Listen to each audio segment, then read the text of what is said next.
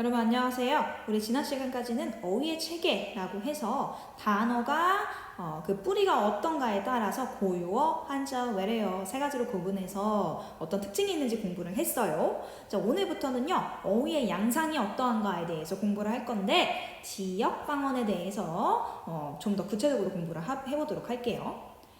자, 학습지 없는 사람 지금 인쇄를 바로 해오시면 되겠습니다. 저희 집에 프린터가 없어요 하는 사람은 어떻게 하면 되죠?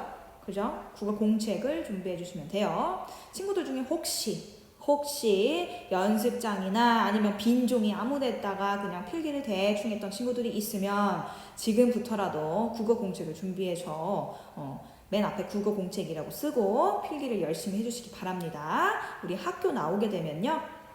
여러분이 필기한 내용, 학습지에 적어놓은 내용이 시험 범위가 돼서 형성평가, 수행평가를 보게 될 겁니다. 자, 오늘의 수업 순서는요. 어휘의 양상이 뭔가에 대해서 한번 보고 그 다음에 표준어와 지역방언의 뜻이 무엇인가 알아보고요. 마지막으로 지역방언이 어떤 특성을 가지고 있는지 공부해 보도록 하겠습니다. 자, 먼저 첫 번째로 어휘의 양상이 무엇인가 볼게요. 자, 어휘의 양상이란 우리말, 국어를 말하겠죠. 우리말의 단어들이 나타내는 모양새, 상태를 말합니다. 자, 좀 더 구체적으로 정리를 해보면 1번 우리말에는 지역적 원인 또는 사회적 원인에 따라서 달라진 말을 일컫는 방언이라는 게 있어요. 방언. 자, 이 방언은 두 가지로 나뉩니다. 지역에 따라 달라진 말은 뭐라고 하냐면 지역방언이라고 해요. 그 다음 사회 구성원으로서 세대, 집단 등에 따라서 말이 달라지기도 하는데 이런 걸 사회방언이라고 합니다. 사회방언. 자, 이렇게 방언이 아닌 거는 우리가 표준어라고 하거든요. 표준어라고 하는데 이런 식으로 표준어, 방언들 여러 가지 말들이 공존하고 있는 그 모양새를 우리가 어휘의 양상이라고 하고요. 이번 시간에는 지역 방언에 대해서 조금 더 구체적으로 공부를 해볼 겁니다. 자, 지역 방언이 뭔지 알려면 우리 표준어가 뭔지 잘 알아야 합니다. 한번 같이 정리해 볼게요. 자, 화면을 보니까 한반도의 이미지가 있죠. 전국이 지금 한 9개 도로 지금 구분되어 있는데 별표시, 핑크색으로 별표시 되어 있는 부분이 표준어예요. 안녕히 가세요 라고 이야기할 거를 강원도 사람들을 안녕히 가시래요 라고 이야기를 한다거나 황해도에서는 누가 갖다 놨어 라고 표준어로 구사할 것을 누구랑 갖다 놨어 라고 말하게 됩니다. 이런 식으로 지역마다 쓰는 표현이 굉장히 다르죠. 자, 그래서 표준어와 지역방언을 한번 정리를 해보겠습니다. 자, 표준어는요. 교양 있는 사람들이 두루두루 쓰는 현대의 서울 말을 일컫습니다. 자, 옆에 그림을 보니까 남학생과 여학생이 말풍선을 지금 이야기를 하고 있어요. 똑같은 대상을 보고 여학생은 머리, 눈알 이렇게 얘기를 하고 있는데 옆에 왼쪽에 표정이 참 심술궂네요. 이 심술궂은 표정의 남학생은 대가리, 눈깔이라고 이야기하고 있죠. 둘 중에 어떤 학생이 표준어를 구사하고 있는 거죠? 그쵸? 당연히 오른쪽에 있는 여학생이 표준어를 구사하고 있는 거고 왼쪽에서 대가리, 눈깔이라고 말하는 것들은 표준어가 아닌 비속어, 다시 말해 욕입니다. 욕. 자, 요런 것들은 표준어가 될 수가 없어요. 자, 그래서 교양이 있는 사람들이 쓰는 말이라는 게 무슨 말인지 알겠죠? 비속어를 쓰게 되면 교양이 없어 보이잖아요. 그쵸? 자, 이렇게 해서 표준어를 정리해봤고 그 다음 지역방언은 다른 말로 사투리라고도 합니다. 사투리는 지역에 따라서 달라진 말을 일컫는데 옆에 사진을 보면은 도라르방 이미지죠. 제주도 지역에 가면 우리가 많이 볼 수 있는데 제주도에 사는 사람들은 어서 오세요 라는 말을 어떻게 한다? 훈저 없어요 라고 하거나 할아버지라는 단어를 하르방이라고 이야기한다고 합니다.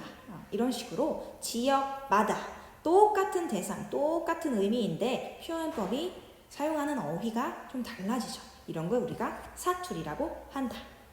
자, 그럼 표준어와 지역방언을 조금 더 구체적인 상황에 비추어서 한번 어떤 상황에 사용해야 하는지 정리해 볼게요. 자, 왼쪽 오른쪽 그림이 있는데 똑같은 사람이 있죠. 똑같은 사람이에요. 얼굴이 같아요. 자, 왼쪽 먼저 볼게요. 이 사람 직업이 뉴스 진행자인 거야. 그래서 뉴스 진행자로서 뉴스에서 날씨 정보를 전달하는 공식적인 말하기 상황입니다. 공식적이라는 단어를 쓰는 이유는 뉴스라는 건 얘들아 다양한 지역에 다양한 연령대의 사람들이 보는 방송이죠. 그쵸? 그래서 불특정의 다수가 정보를 전달받아야 하는 상황이기 때문에 우리가 공식적이다라고 이야기를 할 수가 있어요. 이때는 우리가 표준어를 사용해 주는 게 바람직하겠죠. 그 다음 오른쪽으로 가서 똑같은 사람인데 이번에는 형님이랑 통화를 하고 있는 거야. 근데 지금 이 동생과 형님이 다 고향이 지방인가 봐요. 그래서 사투리로 지금 대화를 하고 있어요. 성, 요번 여름에 가문이 인간이 극석실험 뜬가? 이렇게 얘기를 한다고 해봅시다. 자, 그러면 형과 동생은 원래 고향이 지방이기 때문에 그 지역에서 사투리 구사하기 때문에 어때요? 대화하는데 전혀 어려움이 없고 훨씬 더 자연스러운 대화가 가능하겠죠? 이렇게 공식적이지 않고 대화를 친밀한 사람과 같은 지역 출신의 사람과 대화를 하게 되면은 우리가 비공식적인 상황이라고 할 수가 있는데 이 경우에는 지역 방언을 사용할 수가 있습니다. 자, 반면에 만약에 공식적인 상황이에요. 날씨를 알려주는 뉴스를 진행하는 상황인데 지역 방언을 사용하면 어떻게 될까요? 실제로 저희 선생님들 중에 2학년 국어 선생님이신데 경상도 출신 선생님이 계셔서 한번 경상도 말투로 한번 이야기를 해주세요 하고서 상황을 한번 바꿔봤어요. 이렇게 되겠죠. 한번 잘 들어보세요. 반가운 비 소식을 전해드립니다. 이번 비는 특히 가뭄이 심했던 호남 지역부터 시작해 전국 대부분 지역으로 차차 확대되겠습니다. 어때요? 아까 표준어보다는 조금 더 말투도 다르고, 그지? 강조되는 부분도 달라요. 이번 비는 표준어는 이렇게 얘기할 텐데 경상도에서는 이번 비는 하면서 강조되는 부분이 좀 다르죠. 자, 만약에 뉴스 진행자가 이런 식으로 사용하고 싶은 사투리를 그냥 막 구사하게 되면 어떤 일이 일어날까요? 전국 각지에 있는 사람들이 정보를 한 번에 쉽게 이해하기가 좀 어려울 수 있겠죠. 그죠?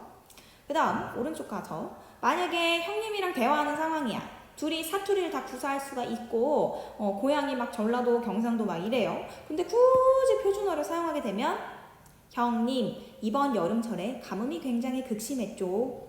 어때요? 딱딱한 느낌 들죠? 아까보다 조금 덜 친밀함이 느껴지고 덜 유대감이 느껴진다라고 우리가 정리를 해볼 수가 있겠습니다. 자, 지금까지 해서 표준어와 지역 방언의 뜻과 그 다음에 어떤 상황에서 쓰여야 하는지에 대해서 정리를 해봤는데 가장 중요한 내용 마무리하도록 하겠습니다. 지역 방언이 가지고 있는 특성이 그럼 뭐냐? 이렇게 한번 정리를 해볼게요. 지역 방언은요, 1번 비공식적인 말하기 상황에서 사용됩니다. 방금 본 것처럼 대화하는 상황. 같은 지역 출신끼리 사투리를 구사하면 어때요? 대화가 훨씬 자연스럽고 훨씬 유대감을 느끼기 쉽다. 그 다음 2번 같은 지역 사람끼리 사용하면 유대감과 친밀감을 느낄 수 있다. 선생님 방금 한 말이네요. 이렇게 두 가지 정도로 정리를 해볼 수가 있겠고, 그 다음 표준어는 어떤 특성이 있냐? 반대겠죠. 지역 방언과 반대의 특성을 갖고 있는데 공식적인 말하기 상황. 예를 들면 불특정 다수에게 정보를 전달하는 뉴스, 방송, 어떤 안내사항을 전달할 때 이럴 때 쓰게 되고, 2번 격식을 갖춘 인상을 주게 되죠. 사투리보다는 아무래도 그쵸? 좀 더 예의 있고 격식 갖춘 느낌을 준다. 자, 오늘은 수업의 마지막입니다. 표준어가 말이죠, 여러분. 지역 방언보다 우월하다고 할 수 있을까요? 표준어를 무조건 지향해야 하고 표준어를 막 잘 쓸 수 있어야 하는 걸까요? 정답은 X입니다. 자, 표준어라는 것도 여러분 결국엔 여러 방언 중에서 서울 지역 사람들이 쓰는 서울 지역의 방언이 야, 이거 우리 전국에 8, 9개의 다양한 지역의 사람들이 살고 있는데 공통어가 필요하잖아. 우리 서울 지역에서 쓰는 말을 공통어로 정하자라고 해서 정한 게 바로 표준어인 거예요. 결론은 표준어도 원래 방언이었다는 거죠. 그죠? 그래서 표준어가 무조건 사투리, 지역 방언보다 훨씬 더 낫고 지향해야 할 것은 아니라는 거 꼭 기억을 해주시기 바랍니다. 자, 여기까지 해서 여러분 지역 방언이 무엇인지 표준어와 같이 비교하면서 정리를 해보았고요. 다음 수업 시간에서는 사회 방언이 뭔지 공부를 해보도록 하겠습니다. 모두 수고 많으셨습니다.